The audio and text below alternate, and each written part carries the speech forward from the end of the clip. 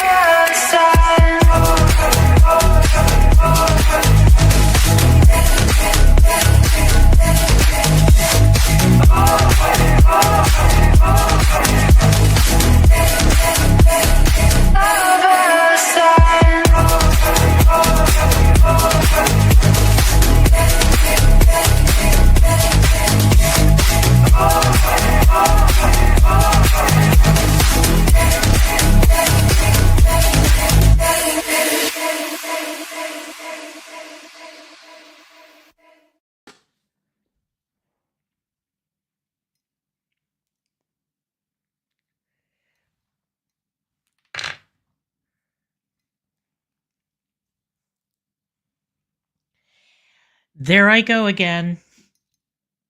I forgot to loop my intro. Thank God I was sitting in the chair. So, since we're live, I'm going to bring Karsten up. There he is. Hello. Hello, good to see you. Hello, and no echo today. No echo today. Thanks to YouTube and one tutorial. Wonderful. That's great. Right. What was the problem before? That the output of my microphone was going over the iMac and not directly into the headphone. Oh, okay, got it. All so right. we got the echo from the sound from the iMac. Okay, good. Well, I'm glad that everything is fixed. So now we can get right down to it. Hello, chat. Hello, chat. How are you? So just to let you know some behind the scenes stuff, Karsten and I have been complaining about the Oscars for 2 days.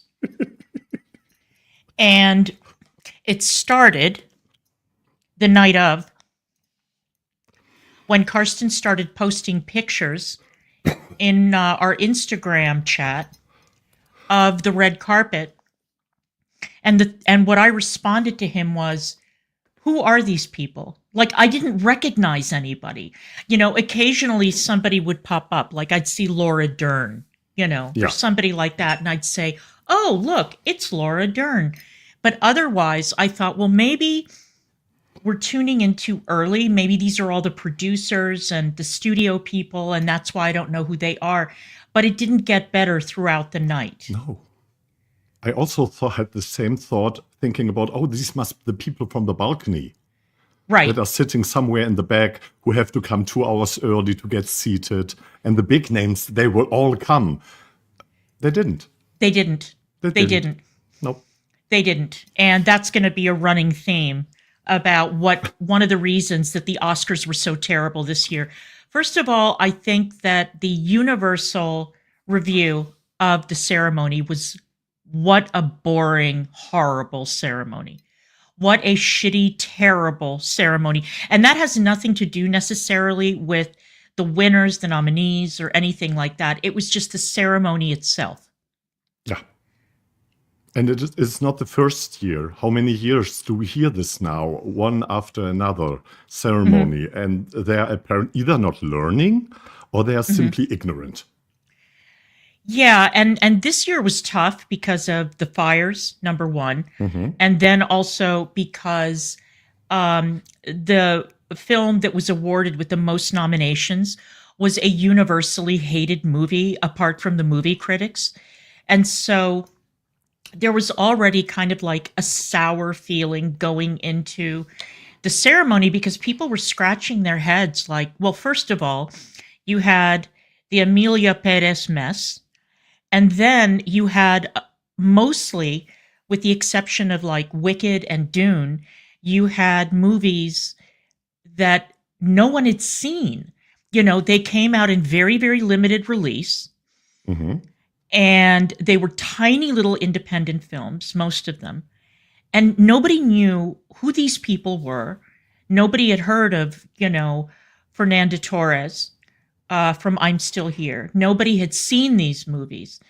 And so there was like no audience investment. I mean, the movies were critical darlings, but nobody knew what these movies were. And it's not the first time that the Oscars have done this, where they've nominated a slate of movies that were very obscure, that no one had seen. And so there's no like investment. You know what I mean? Yeah.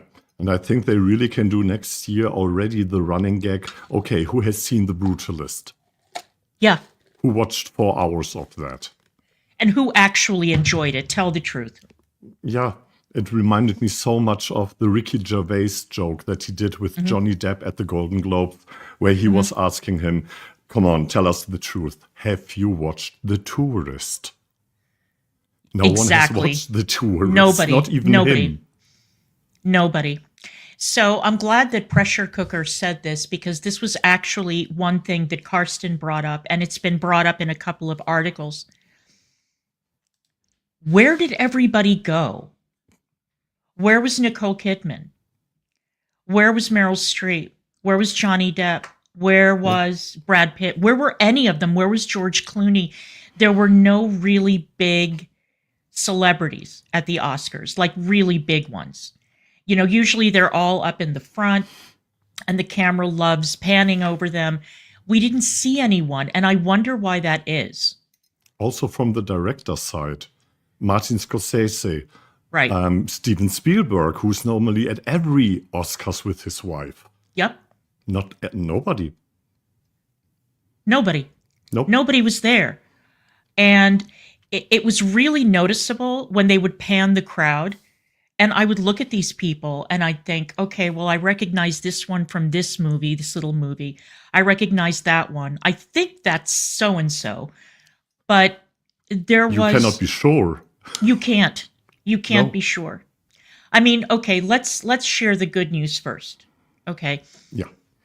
Cynthia Erivo and Ariana Grande were spectacular. Spectacular. And their little opening sequence was way too short. Yeah. They went out there looking like two Disney princesses. And for those of you who haven't seen what they did a medley from The Wizard of Oz, The Wiz, and Wicked. And it brought the house down. Standing ovation. Great reaction. They looked incredible. Michelle and they Yeoh sounded crying. Michelle Yeoh was crying in the audience. It was amazing. How to make Michelle Yeoh cry in the first 5 minutes. Right. And that was actually one of the things that Karsten and I were looking forward to, because we knew that the ceremony was going to be probably not to our liking. And so that was really satisfying, but it was too short. It was less than 10 minutes, which is criminal. And in comparison, 15 minutes as an opening monologue. Exactly. Where you are TikTok.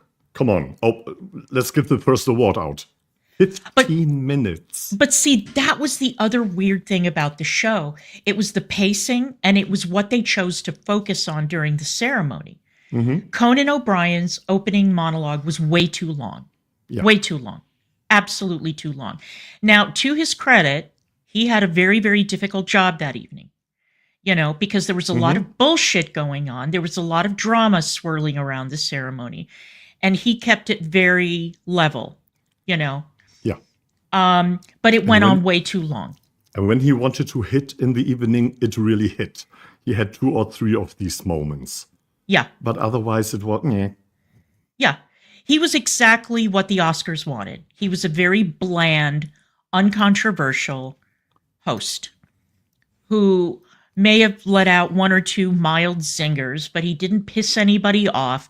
Nobody gave him a bad write-up for being a jerk. Nothing was edgy, nothing was dangerous, nothing was risque.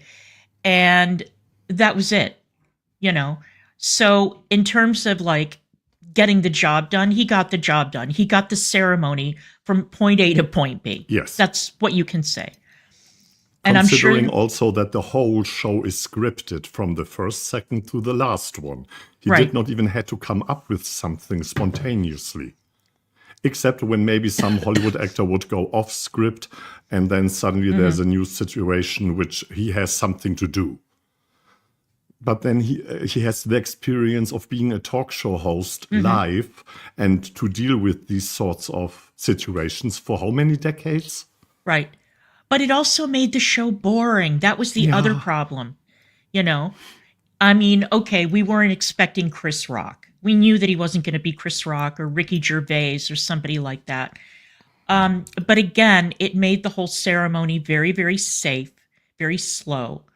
And the opening thing with, hey, Anna, the opening thing with the substance, it went on for way too long. It was a great idea. It was Yes. very clever, but it went on for too long. Yeah.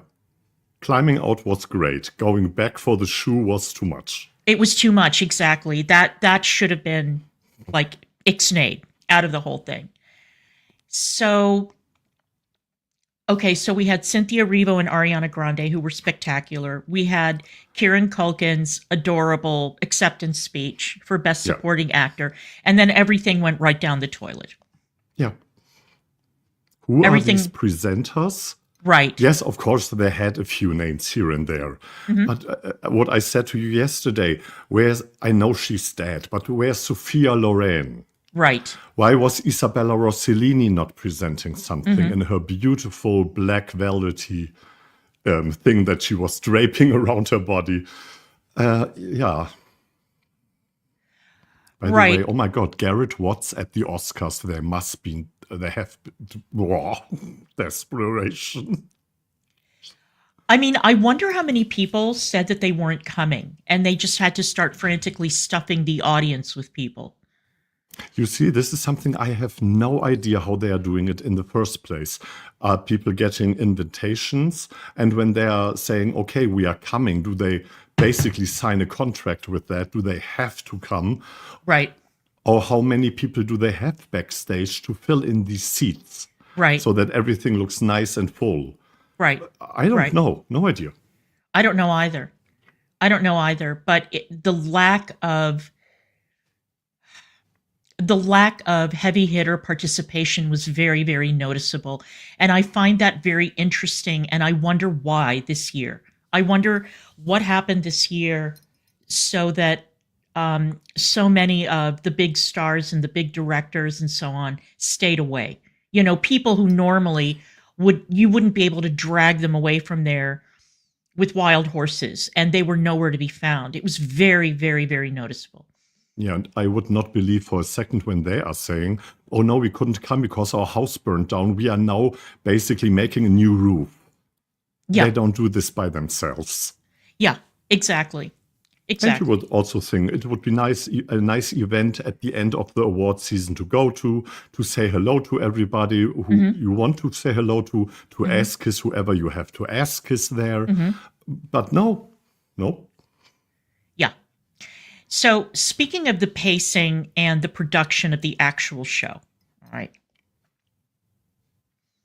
that weird, random, way too long segment, the salute to James Bond, that they stuck into the ceremony for no apparent reason. Now, we were thinking that maybe they left out the best song category. They didn't perform the songs live to save on time. And then they stuffed in these random,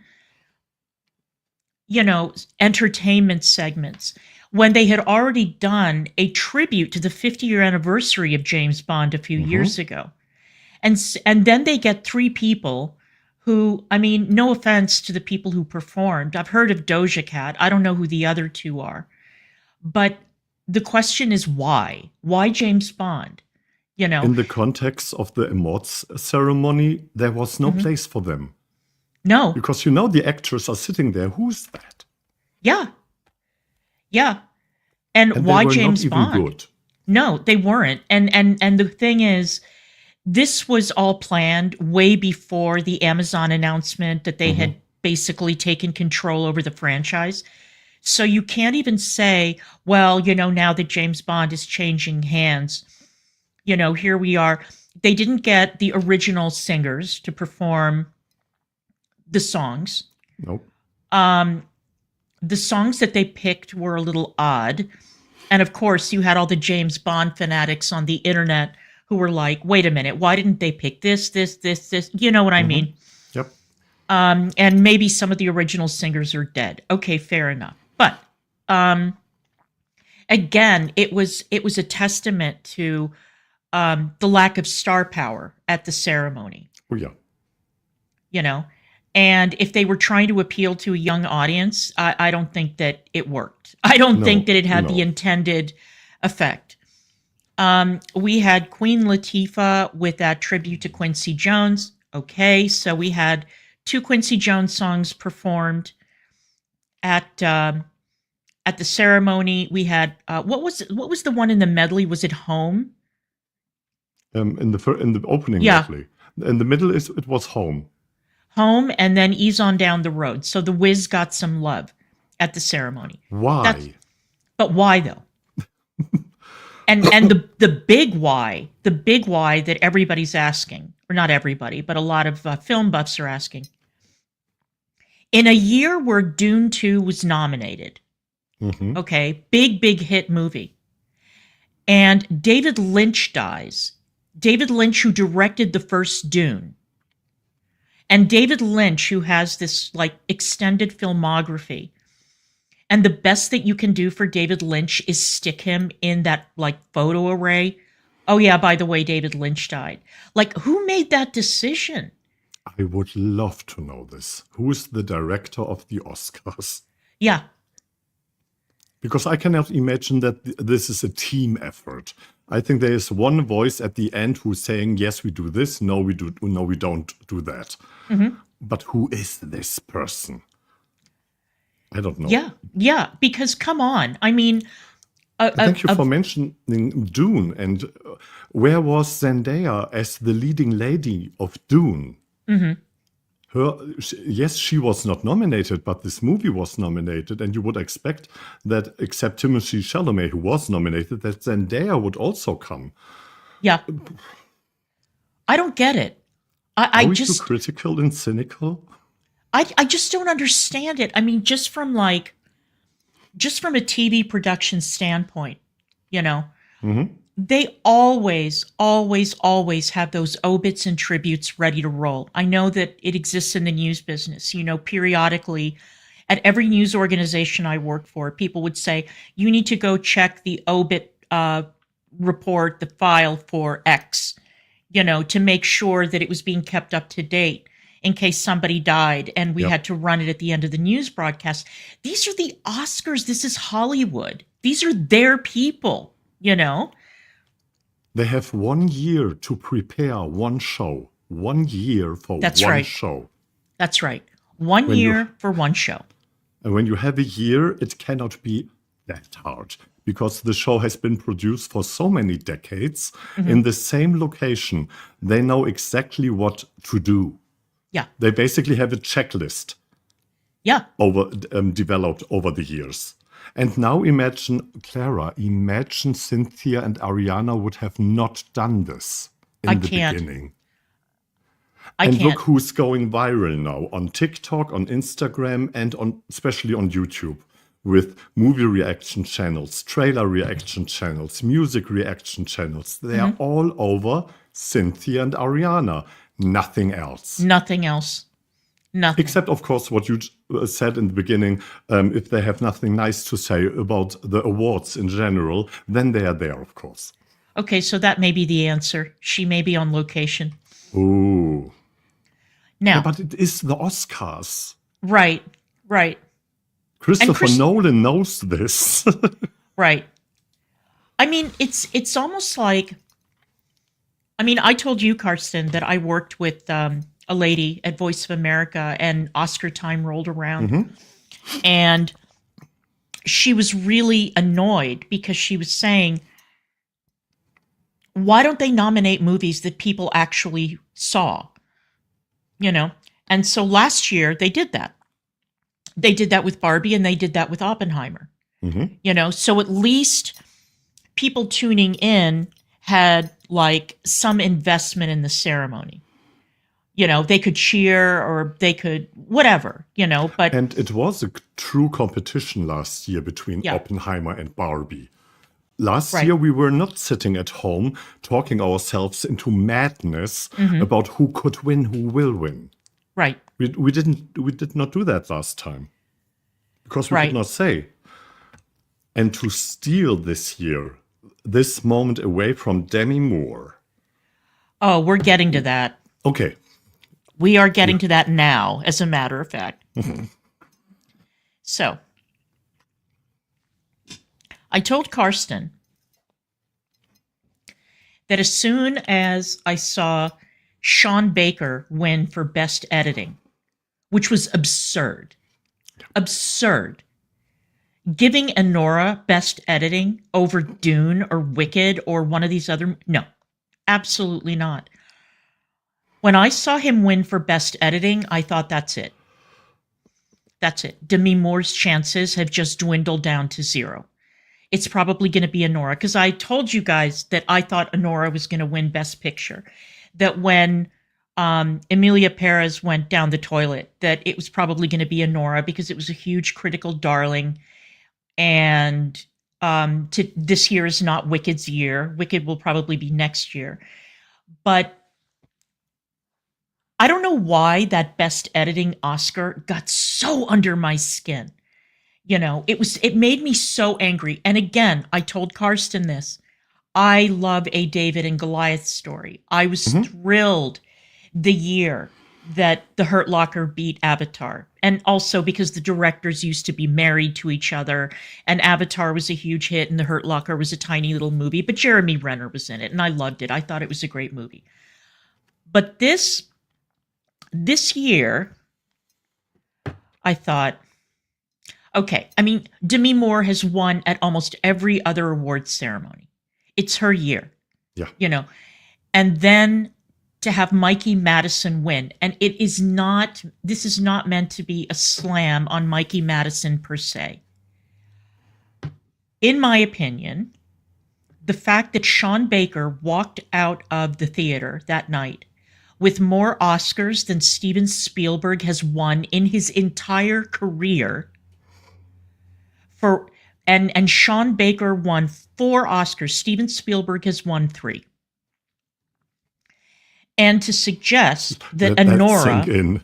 Yeah, exactly. And to suggest that Anora, first of all, Karsten made a really good point. He said, and I think that your view is a bit old-fashioned, okay, that the movies and the stars, whatever, that win, that the movie should have a cultural impact. I don't know if that's the case anymore. I don't think so. And nobody is suggesting that Deadpool and Wolverine should have been nominated. Okay. No. That was just a fun summer entertainment movie. It was. Yeah. And there were a lot of flops. So we had a problem going into the ceremony. But for Demi Moore to show up, one of the few nominees or any people in the audience who showed up looking like an actual movie star that night, an actual movie star in that incredible dress, looking every inch a Hollywood icon. And I saw some people joking around and saying that Mikey Madison beating Demi Moore is basically the plot of The Substance, and how ironic that the older actress is beaten to the punch by a much younger version, by an ingenue. Very all about Eve, But a lot of people developed an emotional attachment to Demi Moore winning. It was like, it's her time. She's been in the business forever. The movie was fantastic. She was amazing in it. I mean, she turned out a performance that I don't think anybody would have expected from her. No offense. And to see her snubbed that way was real. It hurt a lot of people. And I know that we shouldn't get too emotionally invested in this nonsense. As a matter of fact, I told Negz, it's such a relief having the Oscars to talk about, because it's like something that you can be mad about that really doesn't matter, No, it's a very closed storyline away from the real world. Exactly. And everybody was already grumpy and cynical about the Oscars anyway. It's like, oh, look at all these movie stars, and they're so detached and they're so out of touch and all that. And all that is true. But for one night of the year, we get to look at people dressed beautifully with their beautiful jewelry. And yeah, we all know that it's bullshit, but at least it's something that we can enjoy. It's something that we enjoy looking at. And I'm one of these people who really like seeing good work rewarded. Mm-hmm. And so when it is snatched, when an award is snatched from somebody who clearly deserved it, it's really... Look at her career. Every movie basically of her had an impact. It was a blockbuster. The three big ones, St. Elmo's Fire, Ghost, and G.I. Jane. Right. And it was really showing her versatility. Right. It's because, as you said, it is not really in that age to say, here's my vagina, film it. I don't care anymore. Mm-hmm. And she did not do this in the background, oh, this will win me an Oscar. Right. Because she knew exactly what kind of movie it will be. So on one hand, great for the Oscars that they are recognizing this kind of body horror movie as a serious form of art. Mm-hmm. And I use this very loosely. Mm-hmm. But also the good thing was it was a French movie. Because everything that the French are touching has some sort of over-the-top art feeling. A little bit. That is different from a Hollywood movie. Well, yeah, but to see her win every award in the season except the SAG award and then get snubbed at the Oscars. Right. That hurt. Yeah. And yeah, Cece, she was the favorite to win. She was. The Mikey Madison award was a complete upset. And indeed, a number of the Anora wins were upsets.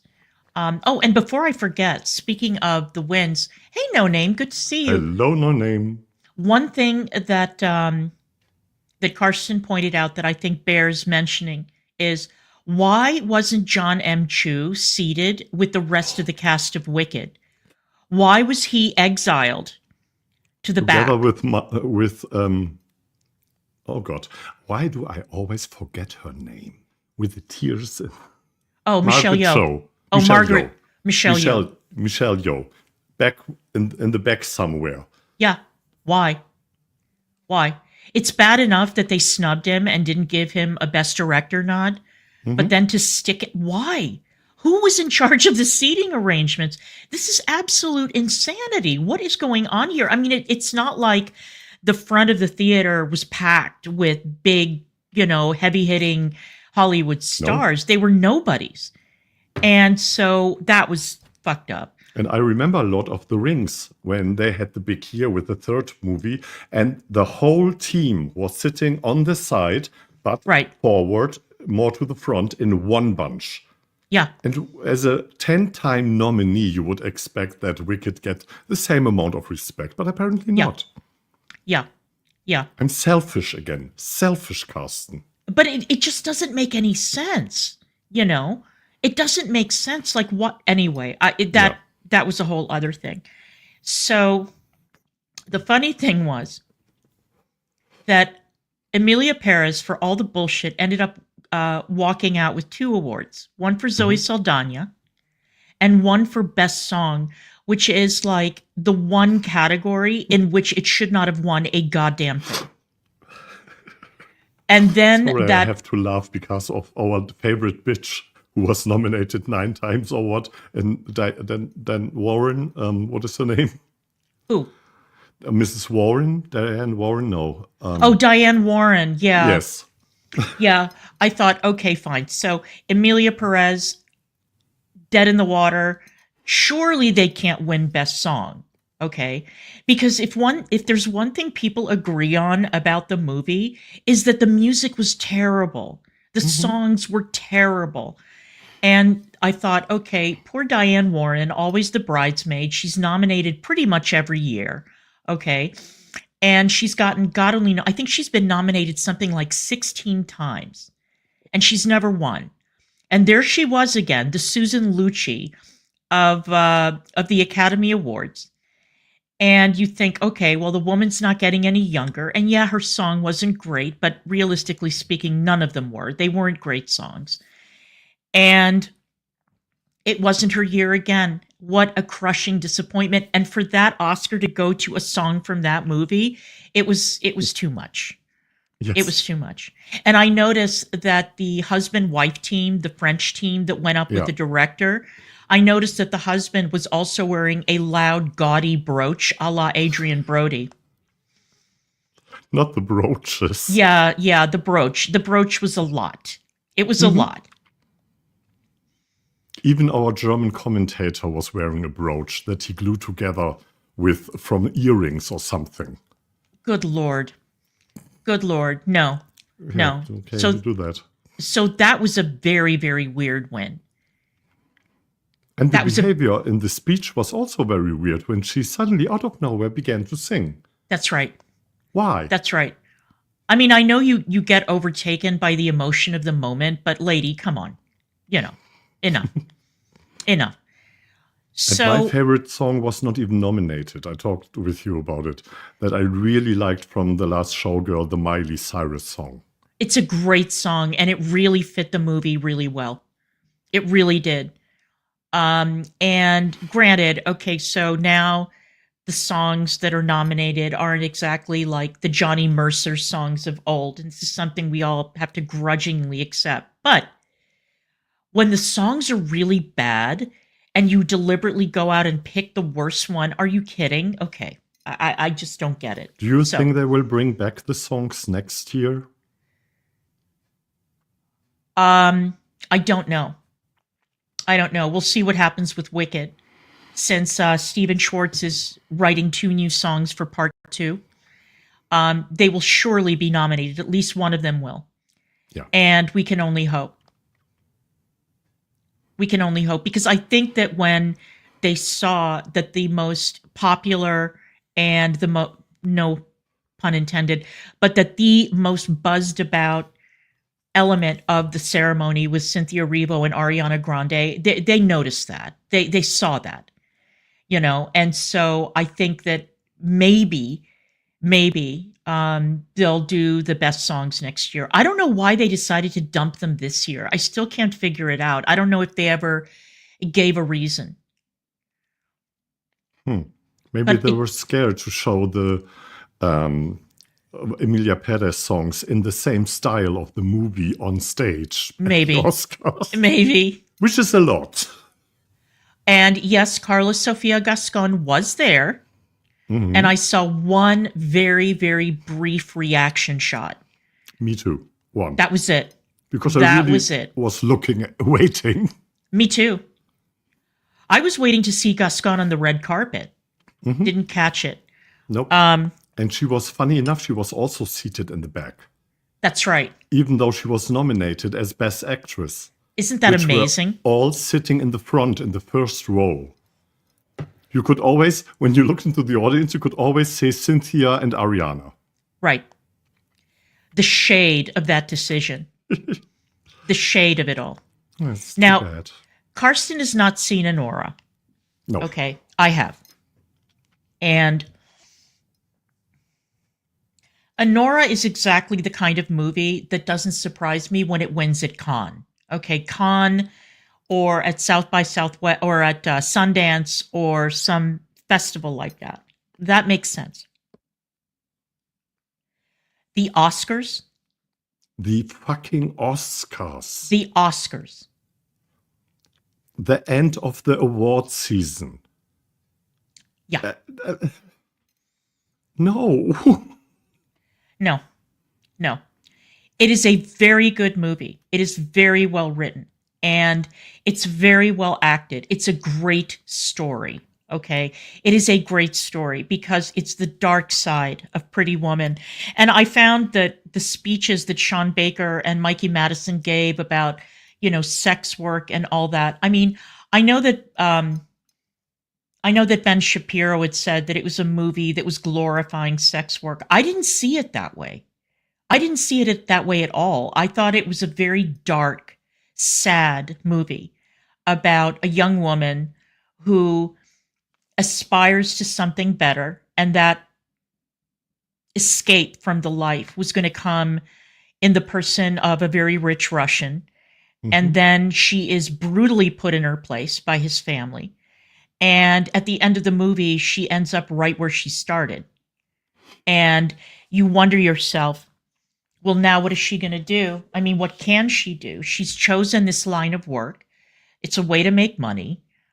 She probably makes very good money at the strip joint, but what is she going to do going forward? Stripping and prostitution. It's a very dark, sad story because she's not working at like a super high-end strip club like in Vegas or LA or a place or Atlanta.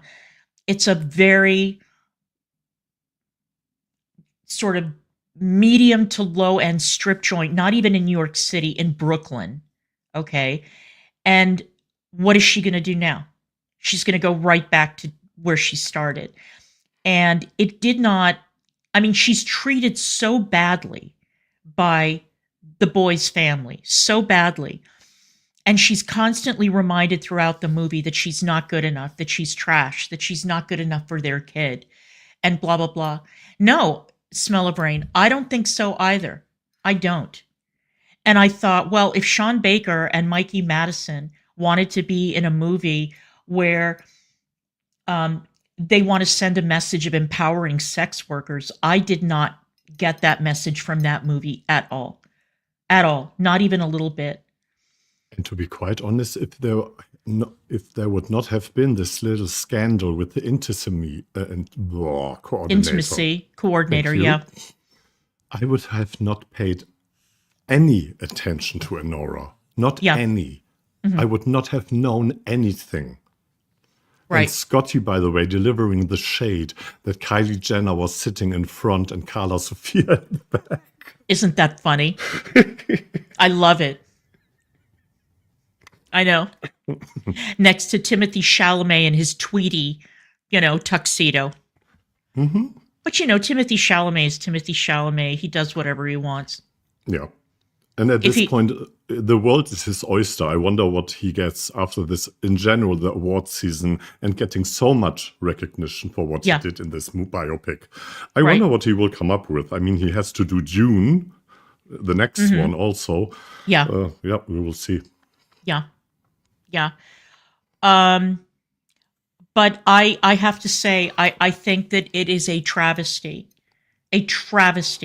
that in one night Sean Baker won more Oscars than Steven Spielberg. I think that that is ridiculous. Steven Spielberg is a legend.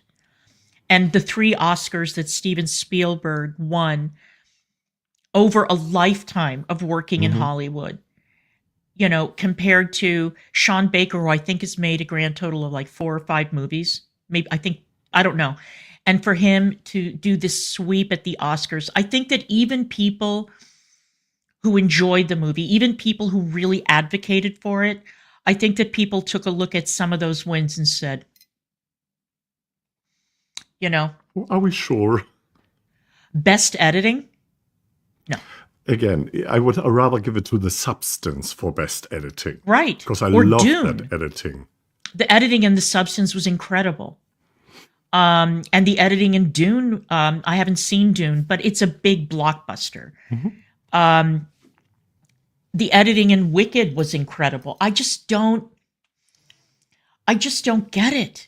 What were they thinking? I mean, obviously in voting, and I told Karsten that I read an article that apparently a number of the members of the Academy were so annoyed by the final list of nominees that a lot of them didn't vote.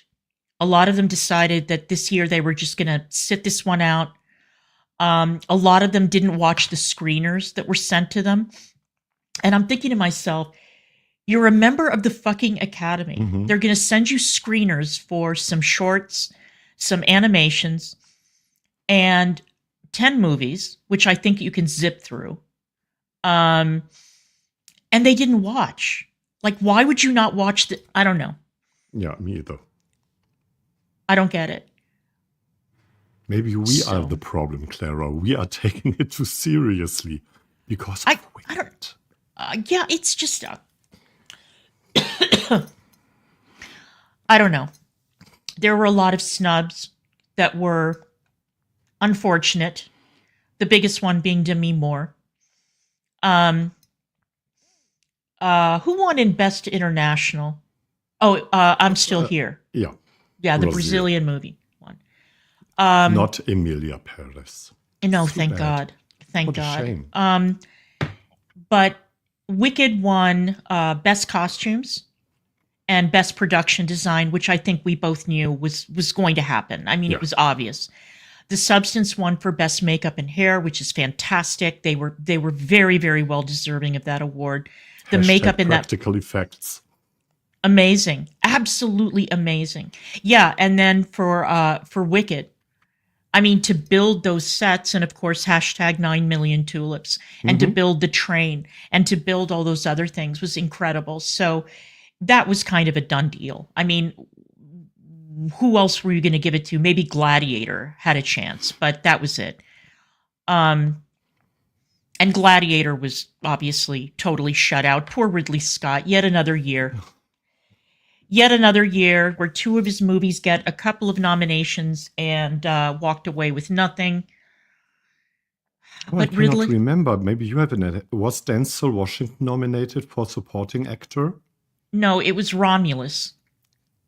Wasn't okay. Romulus nominated for like visual effects or something? Yep. Yeah. No, I thought in the best supporting actor category. Oh, I don't Because remember. I cannot remember that I saw Denzel Washington on the red carpet. I would have noticed him. I would have noticed him. Yeah. And I mean, have you seen Gladiator yet? No. It's not good. There are 2 good things about Gladiator. Denzel Washington and the Colosseum scenes are spectacular. The sharks I'm in the invested. Colosseum. You had me at the when you mentioned on the phone the sharks in the Colosseum. No, in this time period. Denzel was not nominated, so maybe thank that's you, why he Scotty. didn't show up at the ceremony. So Gladiator was it was a movie that nobody asked for, and we got it anyway. And I have literally forgotten everything about that movie except for the 2 crazy emperors, Denzel, and the Colosseum scenes. That's it. That's all I remember.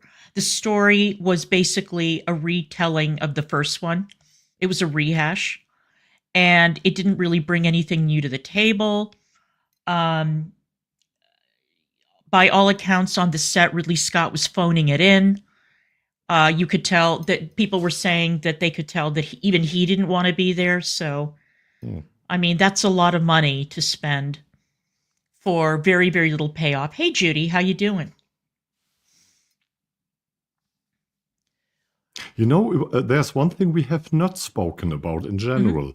Do you have pop in your head some person that you would say, yes, this person should have been nominated for an Oscar and was not? Oh, Pamela Anderson. Oh, yeah. Of course, we talked about it. Okay, I shut up. Pamela Anderson should have been nominated. Denzel Washington should have been nominated for Gladiator because he stole every scene that he was in. He was fantastic in that movie.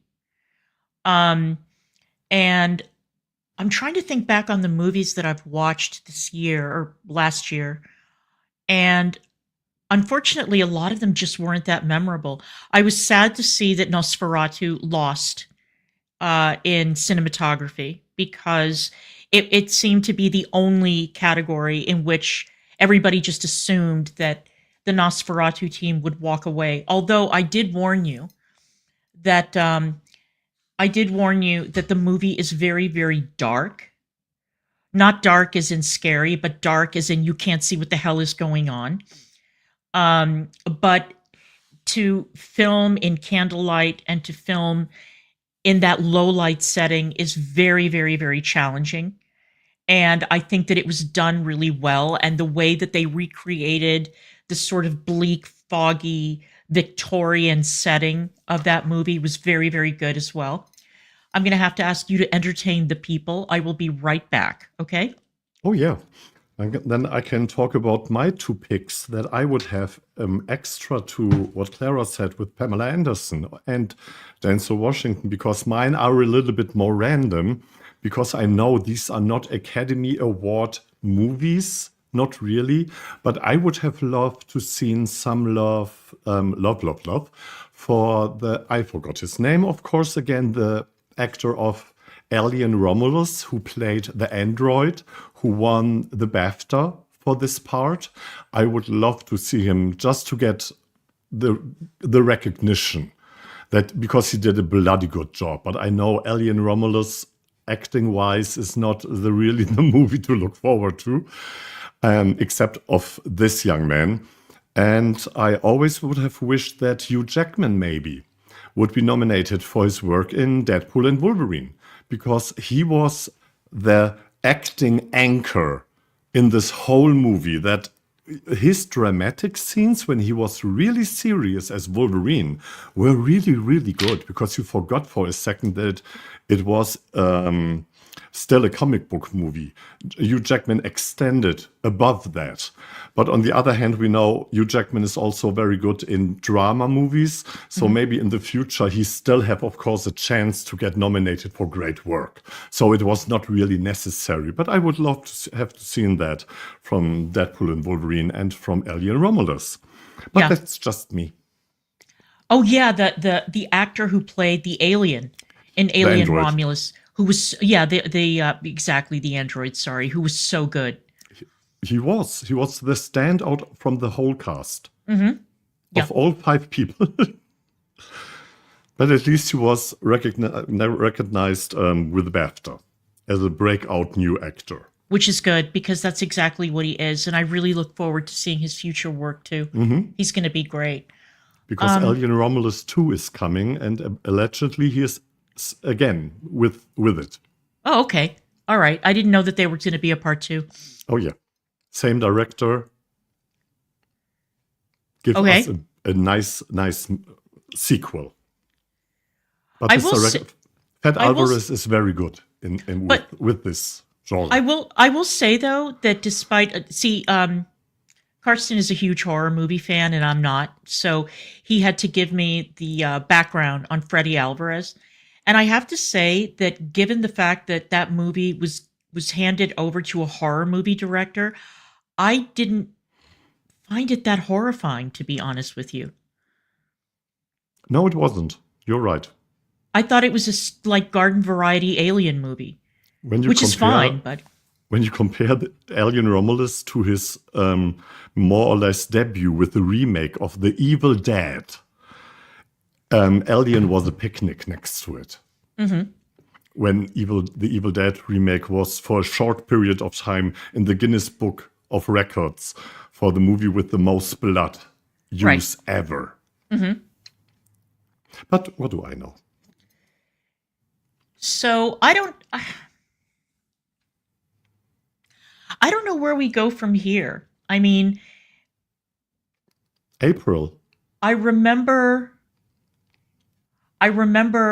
remember which year, but I remember the year that Coda won. And people were saying, what's that? You know, I don't remember if it was during lockdown when all the theaters were closed or what. Oh, and I did want to mention, I thought that that part of Sean Baker's speech where he encouraged people to go see movies in the theater. By the way, can I just say, I think he's cute as a button. He is. He's adorable. And he was trying to encourage people to stop relying on streaming and to patronize their local theater. And I think it was shortly thereafter, or maybe even before he gave that speech, that Hulu crashed. Mm-hmm. And so a lot of people didn't get to see the ending of the Oscars that they were watching on Hulu. Much like the Netflix crash during the Jake Paul-Mike Tyson fight. So apparently these streaming services are not yet able to cope with that level of viewership at once. They're still sort of finding their legs. And I know that a lot of people were very, very angry when Hulu went dark. And, you know, they need to improve their service.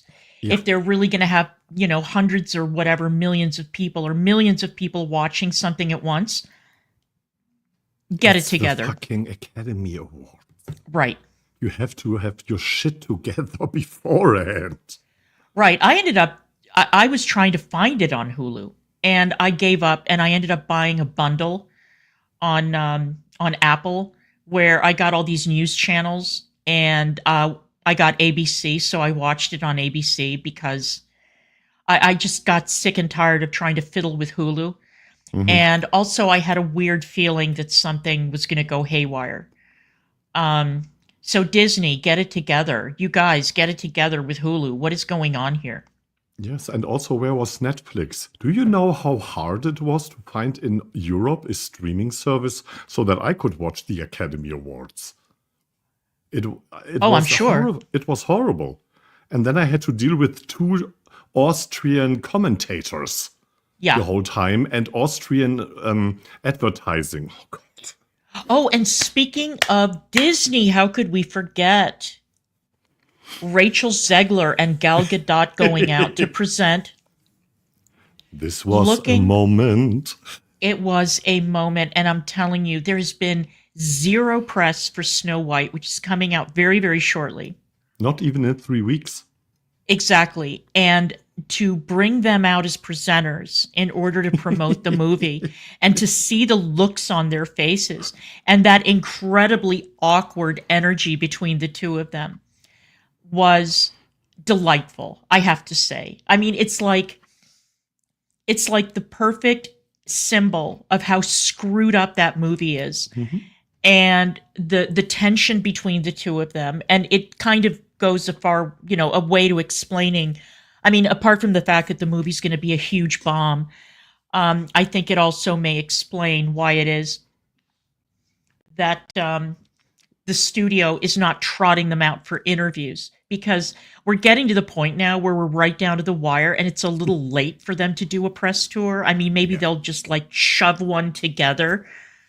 But I mean, I guess they didn't want like a Blake Lively, Justin Baldoni moment on this press tour. Oh, good. I am so glad. I am so glad to hear that. I am so glad to hear that. It is a wonderful movie. It really is. It really is. And it was criminally overlooked. Given how much love and how much heart went into making it. And what a lovely story it is and how wonderful the acting is. So I'm really glad that I'm really glad that you enjoyed it. Back to Gal Gadot, because Yes. I have to imagine you are standing in the wings with that bitch. Right. And how many times Gal Gadot has already said, "Don't talk to me. Don't look at me. Don't speak to me." Then they're both coming out, not looking at each other, right to the teleprompter, read a word, thank you, bye. That's it. Bye-bye. That's That it. We're was done. it. Not We're even done. anything fake. And I Right. love that about Gal Gadot, that she's not even trying to pretend. That's right. That she gave us this moment. And she looked incredible. The woman just had a baby. Okay. How? And just look at her. Look at her. And it really does underscore the ludicrous notion of, I mean, did they mention whether that mirror sequence is in the movie? It's in the last trailer that we got 1 week ago. It's in there, but the words are different Oh God. that she is saying to the mirror. Okay. They Okay. changed that. I'm sure they did. Did you answer this, Karsten? Oh, I'm so sorry. No, have you seen The Devil's Bath, Carsten? It's a German folk called The Devil's Bath. I don't know the English title, so I have always to check about the German title, because as Germans, we love to translate great English titles sometimes into German for no reason at all.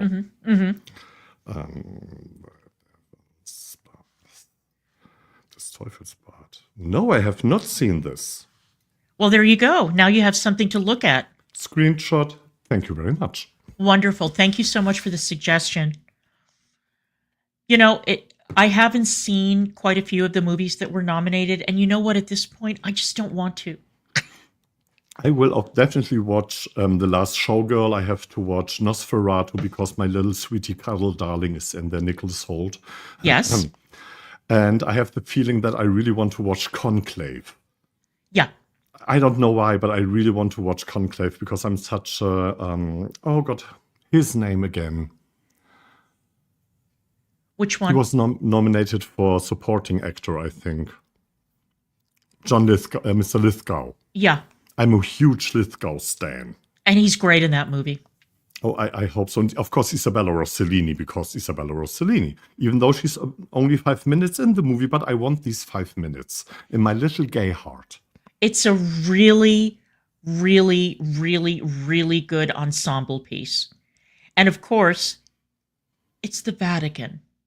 Yeah. Okay. It's the Vatican. And so it's spectacular, the backdrop of it. And as they're getting that room ready so that the cardinals can meet, and all of the things that they have to do to make sure it's soundproofed, and that there's no way that anybody on the outside can hear what's going on the inside. And it's so Catholic Church, you know, the very old-fashioned way that they cast their votes and how they keep the vote count going and how they keep track of it. It's wonderful. And of course, the very shady, ongoing politics of Conclave, you know, that have very little to do with godly inspiration and everything to do with lobbying and coalitions and backstabbing and ops and everything else. It really has what you want to see if you're a fan of the secrecy of the church and what the hell goes on. And now me bragging here because I was wearing an original cardinal uniform, Catholic cardinal, what they are wearing on stage here in Vienna, in Germany, in Austria, in Japan, hundreds of times to wear this dress. So I have to watch it. You do. You do. I mean, the production design is spectacular. The acting is fantastic. It is very well cast. Very, very well cast. Like, there was not a single individual in that cast, and it's a huge cast. But of all the principals, I can't think of anyone that I would cast differently. They were all fantastic. So just in terms of spectacle, it is worth seeing. It really is worth seeing. It's a beautiful movie to look at. The best part of the Illuminati, I think, was the Tom Hanks one, which plays in the Vatican with Ian McGregor. Right. And I loved everything about the Vatican and how they're showing stuff. Yeah. Yeah. It's magnificent. So yeah, definitely see it. I don't want to see I'm Still Here because No, me either. I've seen movies like that before, but based in Argentina. And I really just don't have the stomach or the heart or the energy to sit through a movie like that with that theme. I'm just not in the mood. And I'm sure it's excellent, and I have no doubt that everybody acts beautifully in it, but I'm just not interested. Dune is not my cup of tea. I hated the first one. I hated it, and the only reason I went to see Dune was because Sting was in it, and that was it. I don't remember a single element of the plot. I have no idea. Those like fantasy plots confuse me, and I wasn't a fan. And I'm sure, I mean, everybody's raving about the remake in part 2. They're all saying it's excellent, but it's just not my. It's not my cup of tea. It's funny because I love the Mad Max movies, and there's so much sand and desert that I don't mind. But Dune, this movie looks so dry. Right. I know. It's the same with Avatar. I'm not an Avatar fan. Oh, I hated Avatar. Not in the slightest. I've not seen the second one. I will not watch the next 3. No. Why do we need so many avatars? Why? No, we have to ask the Mr. Director. I mean, okay, but no, I hated Avatar. I hated it. I was sitting there watching this movie and thinking, I've seen this plot before about 1,000 times. He borrowed from Alien. He borrowed from a lot of other movies. I mean, like blatantly borrowed. And I just, it wasn't for me. For example. And it was funny because people were like, well, don't you appreciate the CGI? I just don't like the story. You know, you can throw as much CGI as you want to at me, but I will always go for the story first, and I hated the story. And whatever happened to that actor, by the way? Is it Sam Worthington? Wasn't he supposed to be the next big thing, and he kind of disappeared? Yes, he wasn't the big thing. No, he was not. I think his contract obligations are there for Avatar. He has to fulfill the contract, but otherwise... Funny, the only one movie where I liked him a little bit was this Jennifer Anderson movie, Cake. Oh my God, that's right. I forgot he was in that movie. Because he was cute in that movie and was not a big part and not spectacular in any way, shape, or form. That was Jennifer Anderson's moment. Right. So, but I really liked that. For the first time, I liked Jennifer Anderson. Yeah, God, I barely remember that movie, but I remember seeing it and thinking, this is pretty damn good. This is pretty damn good. So this we have Snow White to drag to filth in 2.5 weeks or something. Oh my God. Oh God. I am telling you that I cannot wait for those reviews to come out. I am so excited. You can see that the critics are all sharpening their knives. Finding new and interesting ways to explain why this is one of the worst movies ever made and how Disney has completely screwed up its legacy. Just as a side information, because you shared this video on your channel, our rapper is back, where I want to clean the background because he reacted now to Wicked from last night, of course. Oh, he did? Oh, that's adorable. Okay, I'm going to hop on and watch that later. I sent you a link. Thank you. This is how Clara and I are. Judge us. I don't care. It's really funny because just when you think that Karsten and I have run out of things to discuss about Wicked, no, there's always something else. And thank God the part 2 comes out in November. And why don't you tell the audience about, for those of members of the audience who have not seen the stage play, I think it's time for a little warning about part 2. Yes, thank you. Thank you very much. The second part will be much darker than the first part. Basically, all characters go to hell and back. But not everybody is coming back out of that emotional hell as you would expect it. Because I don't want to spoil. Right. But as you have this moment of sheer happiness and this incredible friendship built up in the first act, the same, you are going down. Everybody is going down and they have to figure out a way, shit, how do we continue now?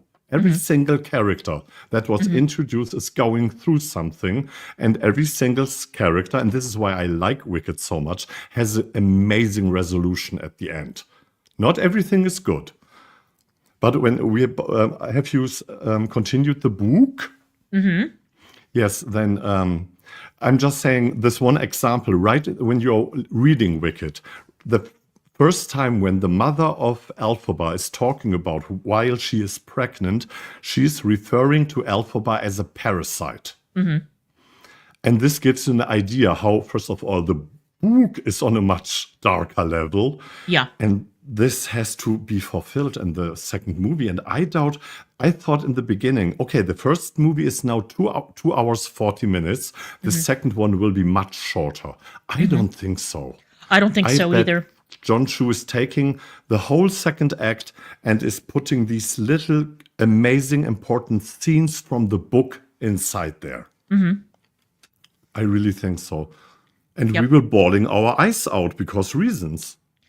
Well, it's a really hard line to walk to please the Wicked super stans who have seen the show on the stage, who have read the book, and who know that the second half is going to be very dark, and then to make happy the people like me who didn't read the book or see the show before we saw the movie and fell in love with it.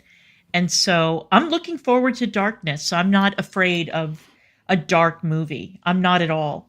And you can see that, you know, it's Elphaba against everybody, basically. So it doesn't surprise me that the second half is very, very dark. And it's amazing to me in Defying Gravity at the very end when Miss Cho is holding the speech about her green skin and blah, betrayal and the father of Elphaba is dying.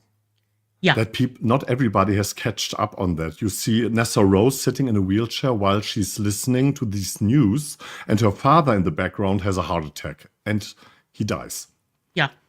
Which is the starting point for the dark rise of Nessa Rose. Exactly. And it's not pretty. But I love this about that, because what I mentioned before, this high glamorized friendship in all the pinkness and greenness, and we are different, but we are one, all goes to hell. Yeah. And how they're dealing with that. Oh God. Guys, April, allegedly we get the first teaser. I'm just saying. April, we get the first teaser trailer. I cannot wait. I am so excited. I cannot wait. Me either. So the long and the short of it is that for years, except for last year, okay, let's leave last year out of it, the Oscars have, the ceremony itself has sort of lost its way. And a lot of people are grumpy that they're going to watch a ceremony with actors that they don't recognize, or, you know, awarding movies that they haven't seen. I don't understand why, for example, if you are nominating The Brutalist, and The Brutalist gets all those nominations, why wasn't it available in more theaters? The same thing with A Complete Unknown. Same thing with that movie. Why is it that if your movie is nominated, you don't want to get as many people out in the theater to watch it as possible? And if you think, all right, well, maybe it's a risk to put it in the theater because, I mean, in the case of The Brutalist, you have to devote 4 hours to it. And, a lot of people just don't have that kind of time or aren't interested. Why don't you just go ahead and put it on streaming right away? And not for $25, okay? No. Not with the option to purchase. And to be honest with you, the more I hear about this movie, the less interested I am in seeing it. I know that it's supposed to be beautifully made and it's really well acted, and blah, blah, blah. And this has nothing to do with Adrian Brody's speech or his brooch or anything else. I had already decided before the ceremony that it sounded really depressing and that I just didn't have that kind of time, And even so, in Vienna, which has a really high standard when it comes to artistry in general, The Brutalist and Complete Unknown, both only in the art house cinemas, yeah. the small ones. Yeah. Well, at least they're in the cinema. I think that I would have to drive. I think I would have to drive probably 50 to 100 miles to be able to see those movies. I just Probably can't. Indianapolis. Probably. And I'm not going to travel an hour to sit in a movie theater for 4 hours and then drive an hour back. That's ridiculous. That's like going to a concert. It's absurd. But I think that people are in general annoyed, and all the movie critics are having a conversation, they're having a conversation like this. And the Academy is like over there and the public is out here. And so the critics are saying, oh, I love this movie because of whatever reason. And then the public still is like not on board. And I understand the job of a movie critic is to watch movies and write knowledgeably or give critiques or whatever. But then when they all agree on something, and then you start seeing stragglers, you start seeing people breaking out and saying, you know what? The truth of the matter is that The Brutalist kind of sucked. It was too long. It was very depressing. And I didn't really enjoy it. I went in expecting an experience that I didn't get. And I think that the movie-going public has had enough, I mean, I was catching up on the storyline of The Brutalist and sitting here afterwards thinking, why do they need 4 hours to tell this story? Right. And The Smell of Rain, thank you. This was another fun moment. And Cillian Murphy was done with Adrian Brody. Yeah. That was very cute. I mean, look, I get that winning an Oscar is exciting, but he's been through it before, as he himself mentioned. But, dude, come on. If you have something to say and you have an input right in this moment, if you want to, then say it. But don't babble around. It's like me doing a live stream on my channel, babbling around the topic. Yeah. Yeah, exactly. And if you cannot do this after 20 years in the business, then write it down. That's right. Although it is delightful, by the way, that Adrian Brody is dating Harvey Weinstein's ex-wife. That I think she was there. And she was there. She caught his gum, So that's cute. And I think that gave us like one split second of amusement during this terrible ceremony. But otherwise, like, okay, so Adrian Brody won for a movie that nobody saw. Okay, congratulations. That sounds great. I want a controversial host next time. And it does not have to be Ricky Gervais. Because I get that he can easily go far too dark. Because it is at the end something, the Academy Awards, even though I would love him to do this, but I know he's too shady. I need somebody who has style, who you will like to look at and listen to it. Cynthia and Ariana, for everybody who is interested, is hosting the Tony Awards this year. So she cannot do the Oscars next year. Also, she will be nominated again next year. That's right. So she cannot do it. But I need somebody totally unexpected. And it was so sad. Who was it? What I was saying to you that I enjoyed Tina Fey. Was it Tina Fey? Amy Poehler. Amy Poehler, thank you. And you laughed because now we are reaching Carsten to find anything positive about the Academy Awards. But in comparison, she brought at least a nice smile, nice dress, and a laugh into it. I don't know if she can hold this for 3 hours, but you're right. It is the standard is low at this point, really, really low. Somebody made a really good point about that bizarre James Bond medley in the middle of the show. And they were saying that while they were watching, they thought, oh, this is amazing. The reason that they're doing the James Bond medley is because they're going to do a reveal of the new Bond. Yeah. And then it didn't happen. And No. so the individual whose video I was watching was saying, so what was all that about? And it became more what you said to me, that it became a memorandum, a memorial section for James Bond now that he's sold to Amazon. Not good, really not good. And having 3 girls there and none of them could sing live. Not good. It was not good.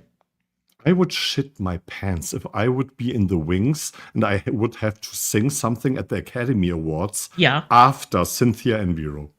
Me too. I would kill myself, probably. Me too. I would cannot have do it. hidden. I cannot do it. I would have hidden. I would have hidden. You know? And I tell you, she's onto something. People will refer to Miss Vero in the future, like we have so far, for example, oh, she is some sort of Diana Ross, or this one is like Whitney. This is a Mariah Carey type, and now we have a Cynthia and Vero type because she does not fit in any way to anybody. She is so unique. It was just so refreshing to see real talent on that stage. You know what I mean? And everything about the way that it was presented with the rainbow and the unbelievable ball gowns. Yes. The gorgeous, beautiful ball gowns and the colors that they chose. And Cynthia Erivo out there looking like a Disney princess with the flowers and the tulle and the jewelry and everything. It was an Oscar moment. Like that was a real Oscar moment. And everybody is gushing over it. And they should be. And Clara, imagine we are both sitting here and she had the moment of, oh, do I take the Westwood or do I take that one? And then Ariana comes around in this beautiful red, ruby red gown dress with a 3rd shoe on her back. I love it. Reasons. I know. I love it. I love it. You know, I was going to do like a little wrap of what people were wearing at the ceremony, but then I thought, what is the fucking point? Because there weren't really any like memorable looks. There were some people who looked terrible. I mean, Sarah Paulson showed up looking like, I don't even know, like almost like a giant mushroom, you know, with the huge shoulders. And I have to say that I don't understand these dresses, okay? Like if I had to sit behind her at the ceremony, I would be very, very angry, or on either side of her. Can you imagine? With the giant shoulders. And I feel that way about like the big fussy bows and pointy parts and everything else. But you look at some of these outfits and you think, I mean, I guess that by the time your stylist got around to finding something for you, everything else had been picked over. You know, Lupita Nyong'o looked gorgeous. Yeah. I mean, she always does, but she looked absolutely stunning. I thought that the criticism of Elle Fanning's dress was very unfair. She was wearing a Dior that was very, very sweet and prim. It was like white lace with a little black bow, which I thought was lovely. But for the most part, Smell of rain, right. Beige. Beige. Beige, beige, beige. And not in an exciting way like Ariana, who was wearing beige. But the cut of that dress, Mrs. Campanelli, was it, I think? Schiaparelli, yeah. It was incredible. And once again, Christian Siriano is batting 1,000 because he dressed Whoopi Goldberg. And she looked terrible.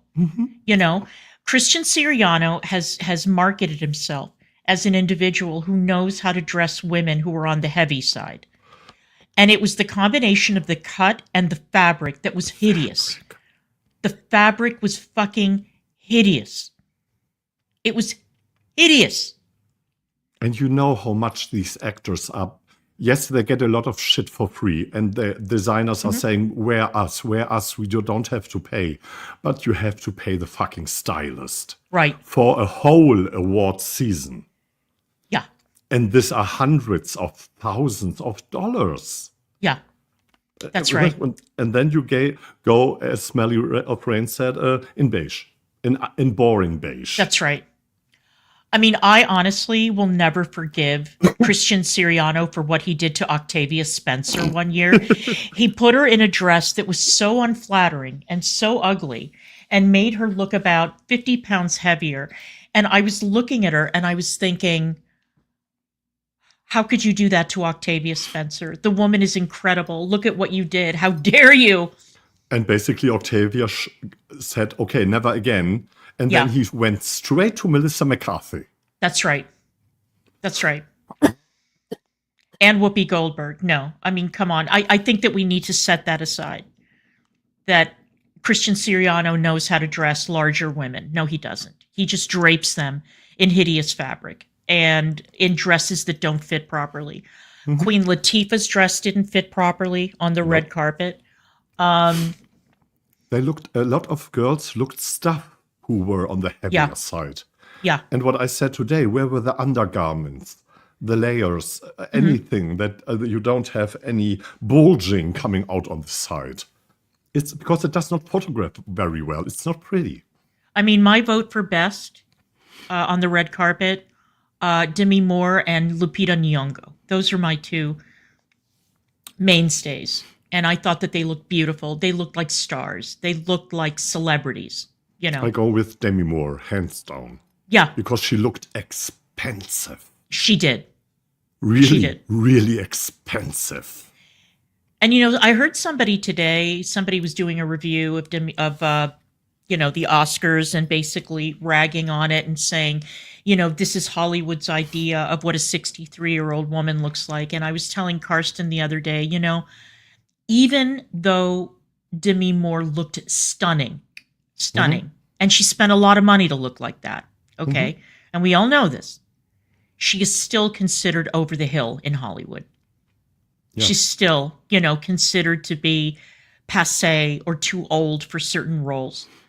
This is why you need a crazy French director who is saying, no, I want that one. Yeah. That one. Yep, exactly. All right, Karsten, we've been on for almost an hour and a half. So Jesus. I know. So I think that wraps it up. And thanks, everybody, for being here. I appreciate it. Now people know what we are talking on the phone about. This is what we talk about on the phone. We've been talking about the Oscars for 2 days. Yeah. We gave Wicked a rest, and we've been talking about the Oscars. And now we have to watch our little rapper reacting. Yes. So because reasons. Thank you, Karsten. I appreciate you. Thank you for having me. Thank you for being here. And I'm going to play the outro, and I will see you guys the next time. Thanks, everybody. Bye.